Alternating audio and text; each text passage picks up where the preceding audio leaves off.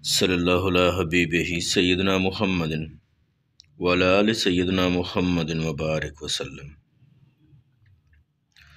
دوستو، غار ہرا مکہ معظمہ سے تقریباً 3 میل کے فاصلے پر ہے۔ حضور اکرم صلی اللہ علیہ وسلم وہاں پہ اکثر تشریف لے جایا کرتے تھے اور ذکر الہی میں مصروف رہتے تھے۔ آپ صلی اللہ علیہ وسلم پر سب سے پہلی وحی نازل ہوئی۔ روایتوں میں ملتا ہے کہ حضور نبی اکرم صلی اللہ علیہ وسلم کی نبوت کی ابتدا بروز پیر 8 ربیع الاول کو ہوئی۔ اس کے بعد اعلانیہ اللہ تعالیٰ کے حکموں کو ظاہر کرنے لگے اور اللہ تعالیٰ کے اس مقدس پیغام کو لوگوں تک پہنچانے لگے اور اپنی قوم کی خیر خواہی کرنے لگے۔ لیکن یہ بات مکہ کے باسیوں کو گوارا نہ تھی۔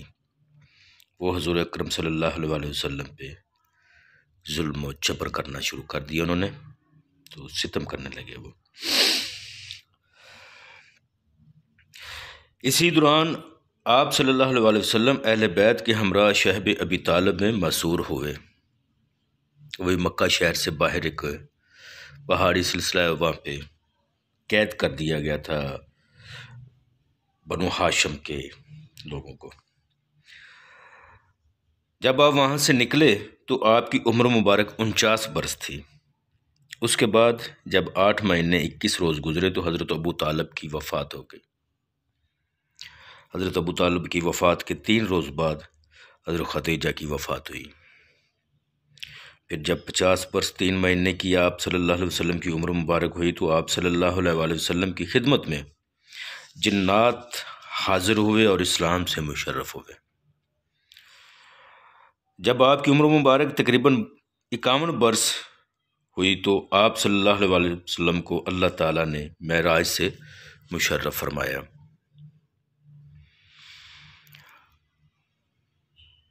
اللہ تعالیٰ کی طرف سے حضرت جبریل علیہ السلام نے آ کر مقام ابراہیم اور آب زمزم کے کنویں کے بیچ میں سے آپ کو اٹھا کر بیت المقدس تک پہنچایا۔ پھر براق پر سوار ہو کر آپ آسمانوں کی طرف روانہ ہوئے۔ وہیں سے یہ 5 وقت کی نمازیں فرض ہوئیں، اور جب عمر مبارک 53 سال ہوئی تو پیر کے روز ماہ ربیع الاول کی 8ویں کو مکہ معظمہ سے مدینہ منورہ کو ہجرت فرمائی، اور مدینہ میں بھی پیر کے روز ہی پہنچے، اور وہاں پر تقریباً 10 برس تک حضور اکرم صلی اللہ علیہ وسلم نے قیام فرمایا۔ قرآن پاک کی ایک آیت نازل ہوئی، الیوم اکملت لکم دینکم۔ اس کے نازل ہونے کے بعد تقریباً 80 روز حضور صلی اللہ علیہ وسلم اس دنیا میں تشریف فرما رہے۔ وَاتَّقُوا يَوْمَ تُرْجَعُونَ فِيهَا إِلَى اللَّهِ ثُمَّ تُوْفَّىٰ كُلُّ نَفْسٍ مَا كَسَبَتْ وَهُمْ لَا يُظْلَمُونَ۔ یہ آیت مبارک نازل ہوئی تو اس کے بعد حضور اکرم صلی اللہ علیہ وسلم 21 روز یا 7 روز تشریف فرما رہے۔ اس سورہ مبارک کے نازل ہونے کے بعد صحابہ کرام صلی اللہ علیہ وسلم کے بارے میں سمجھ گئے کہ دین مکمل اور تمام ہو گیا، اور آپ حضور نبی کریم صلی اللہ علیہ وسلم دنیا میں تشریف زیادہ دیر نہ ہی رکھیں گے۔ چنانچہ حضرت عمر نے یہ سورہ سن کر روئے۔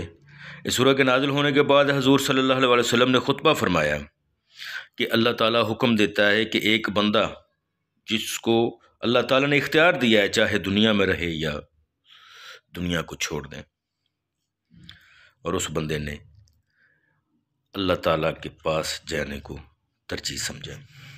ترجیح دی ہے۔ یہ سن کر حضرت ابوبکر صدیق نے عرض کیا، یا رسول اللہ، آپ پر ہماری جانیں، ہمارا مال، ہمارے آبا، ہماری اولادیں سب قربان۔ اس کے بعد حضور صلی اللہ علیہ وسلم نے اپنے صحابہ کرام کو جمع کر کے ان کے حق میں دعائے خیر فرمائی۔ دوستو، نبی اکرم صلی اللہ علیہ وسلم کی ذات مبارکہ بہت اعلیٰ۔ بزرگ کہتے ہیں کہ اللہ تعالیٰ کے بعد حضرت محمد مصطفیٰ صلی اللہ علیہ وسلم کا مقام بلند ہے، اس کے بعد تمام انبیاء۔ شاعر کہتا ہے امام الانبیاء ہیں ہمارے نبی، مسافر سدرۃ المنتہا ہیں ہمارے نبی۔